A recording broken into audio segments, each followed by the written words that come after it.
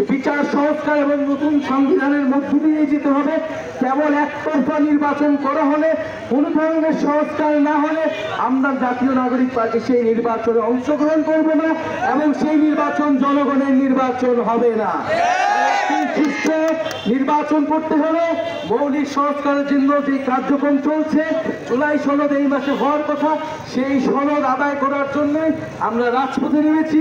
জুলাইয়ের ঘোষণাপত্র, নতুন সংবিধান এবং যেই শেখ হাসিনা এবং ফ্যাসিস্ট আওয়ামী লীগরা গত 16 বছর আমাদের অধিকার হরণ করেছে, খুন করেছে, তার বিচার নিশ্চিত করতে হবে।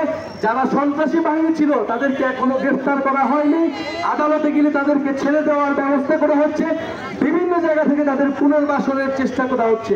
সেই সকল চেষ্টা, গণঅভ্যুত্থান বিরোধী চেষ্টাকে প্রতিহত করতে হবে। ওয়ালটন এখন দেশের সীমানা পেরিয়ে পৌঁছে গিয়েছে 50টিরও বেশি দেশে। ওয়ালটন, ঘরে ঘরে বিশ্বজুড়ে। আপনারা জানেন যে জুলাই মাসে জুলাই গণঅভ্যুত্থানের 1 বছর পূর্তি হতে যাচ্ছে, কিন্তু এই 1 বছরে আসলে আমরা কি পেলাম, কিসের জন্য আমাদের ছাত্র তরুণরা, শ্রমিকরা জীবন দিয়েছিল, সেই হিসাব আমরা মিলাচ্ছি। আমরা স্পষ্টভাবেই বলেছি যে এত বড় গণঅভ্যুত্থান, এত মানুষের রক্ত, এত আত্মত্যাগ আমরা কেবল ক্ষমতার দলের পরিবর্তনের মাধ্যমেই মেনে নেব না।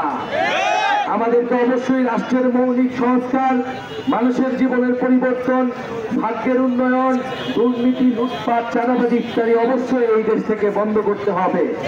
যেই মাফিয়া রাষ্ট্র, যেই দুর্নীতিবাজ ব্যবসায়ী আমলারা তৈরি হয়েছিল শেখ হাসিনার আমলে, তারা এখনো রয়ে গেছে। ফলে তাদের বিরুদ্ধে সরকারকে অবশ্যই কঠোর হইতে হবে এবং জাতীয় নাগরিক পার্টি সেক্ষেত্রে এই ফ্যাসিবাদী যে ব্যবস্থা ছিল তার বিরুদ্ধে লড়াই চলমান রাখবে। 24-এর গণঅভ্যুত্থান আমাদেরকে শিক্ষা দিয়েছে যে তরুণরা যদি রাজপথে নামে, সাধারণ মানুষ যদি রাজপথে নামে, ইনশাল্লাহ সবকিছুই আদায় করা সম্ভব। জাতীয় নাগরিক পার্টি একগুচ্ছ তরুণদের অনেক স্বপ্ন নিয়ে রক্তের বিনিময়ে এই দল গঠিত হয়েছে। আমাদের দল গঠনের কোনো দরকার ছিল না, প্রয়োজন ছিল না।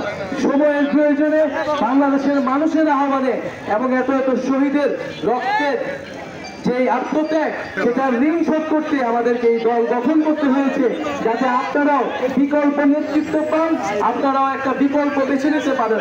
এখন আপনাদের প্রতি আমাদের আহ্বান থাকবে, অনুরোধ থাকবে যে আমাদেরকে সহায়তা করুন, আমাদেরকে সহযোগিতা করুন।